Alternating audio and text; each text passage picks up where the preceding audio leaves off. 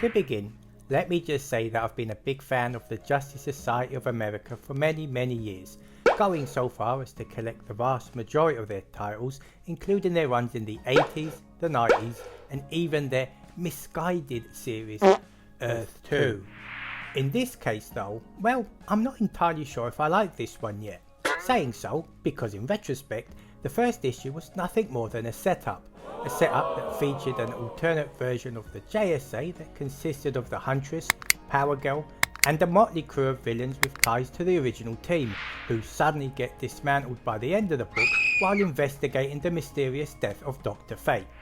Now don't get me wrong, I have nothing against this series or its current direction. If anything, I find it rather refreshing how the story took scenarios and heroes from past iterations of the JSA and then tried to spin them in new and innovative ways. Like the Huntress, for instance, who was originally the daughter of the Earth 2 Batman and Catwoman that decided to be a hero after the death of her mother. Although in this book, only her father dies, not her mother, and unlike her initial involvement with the JSA, which was to carry on her father's legacy, she tries to bring a new lease of life to the team by recruiting a collection of villains. I mean, why on earth would she want to recruit characters like the Gentleman Ghost, Solomon Grundy, and the rest of this strange new team? Especially since they're a despicable group of individuals who still have criminal tendencies.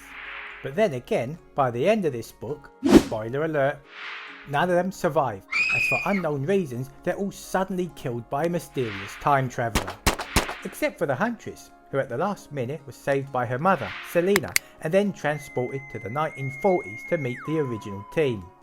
Along similar lines, I wasn't too keen on the artwork either, because as much as I usually love Mikel Janin's bold illustrations, in this issue they seemed somewhat diluted on the page, partly due to its muted colour palette. So in hindsight, I'd say this book had a bit of a rocky start, but with a little luck, hopefully the best is yet to come.